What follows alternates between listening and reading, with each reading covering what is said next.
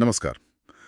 आज हम रामायण के एक बहुत ही अहम किरदार पर बात करने वाले हैं, जिनके बिना राम की कहानी शायद शायद अधूरी सी लगती है।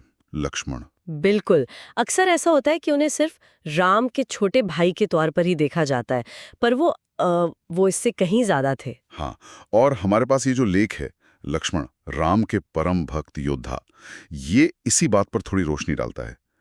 तो आज कोशिश यही रहेगी कि इस लेख के सहारे लक्ष्मण के किरदार की जो परतें हैं उन्हें खोलें।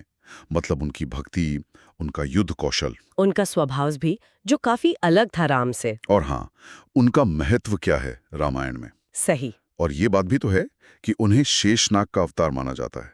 मतलब वो सर्प जिन पर विष्णु भगवान विराजते हैं। हाँ, ये उनके किरदार को एक अलग ही, कह सकते हैं, एक दिव्य आयाम देता है।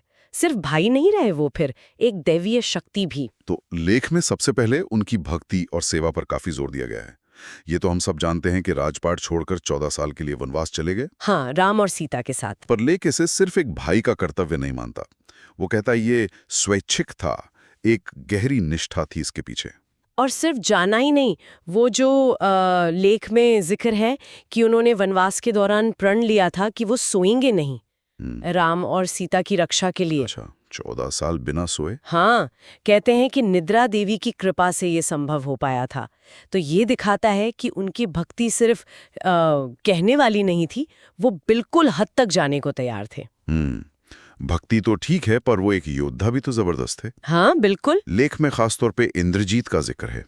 मेघनाद, रावण का बेटा, जिसे मतलब लगभग अजय माना जाता था। हाँ, उसके यज्ञों की वजह से उसे वरदान प्राप्त थे। और उसका वध लक्ष्मण ने किया। बिल्कुल।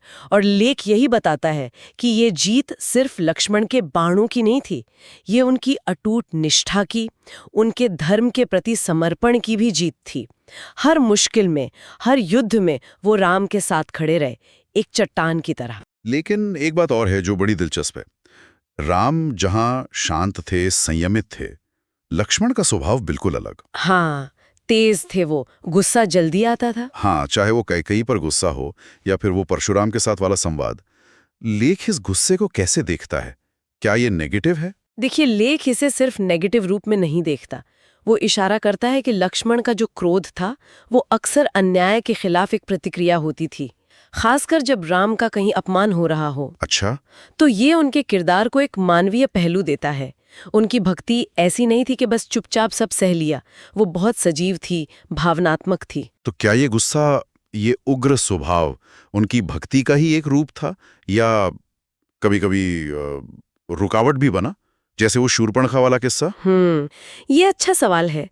देखिए, शूर्पणखा का अपमान उसने अनजाने में ही सही घटनाओं की एक ऐसी चेन शुरू कर दी जो सीधे सीताहरण और फिर युद्ध तक ले गई। हाँ, वो तो है। तो लेख शायद इसे लक्ष्मण के चरित्र की जटिलता की तरह दिखाता है, जहां भावनाएं रक्षा भी करती हैं, पर कभी-कभी अनपेक्षित परिणाम भी ला सकती हैं। उनकी पवित्रता और सम्मान की भावना भी कमाल की है।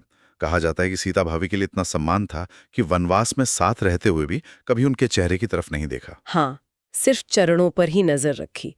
ये बात बहुत प्रचलित है। ये तो अद्भुत है। और इसी कड़ी में अपनी पत्नी उर्मिला का त्याग भी आता है। सोचिए, 14 साल पत्नी से दूर रहना। हाँ, ये भी एक बहुत बड़ा बलिदान था। लेख इसे गहरे आध्यात्मिक प्रेम और कर्तव्य के लिए किया गया एक मौन बलिदान मानता है। और हाँ, उर्मिला का त्याग भी उतना ही महान था, ये भी सच है। लक्ष्मण ने भाई की सेवा के लिए अपना निजी जीवन, सुख दुख सब पीछे छोड़ दिया, और बिना किसी पहचान या प्रशंसा की उम्मीद के। हम्म।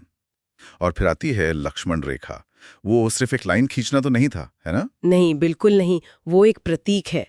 लेख उसे सुरक्षा, मर्यादा और सीमाओं के एक शाश्वत प्रतीक के तौर पर देखता है। सीमाएं, रिश्तों में और कर्तव्यों में। हाँ, बिल्कुल। ये हमें याद दिलाता है कि ये सीमाएं कितनी जरूरी हैं। सुरक्षा और सम्मान के लिए ये उनके जीवन की कई महत्वपूर्ण घटनाओं में से एक थी।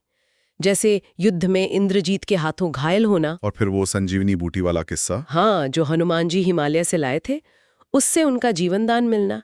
ये पल उनके जीवट और वो जो दैवीय सहायता मिलती है, उसका प्रतीक बन गए। और अंत में वो उत्तर रामायण वाला प्रसंग, जहां राम के वचन को निभाने के लिए उन्हें अपने प्राणों का त्याग करना पड़ा। हाँ, और वो अपने दिव्य शेषनाग स्वरूप में लौट गए। ये उनके धर्म और वचनबद्धता की मतलब पराकाष्ठा थी। तो अगर हम लेख के सार को देखें तो लक्ष्मण कौन है?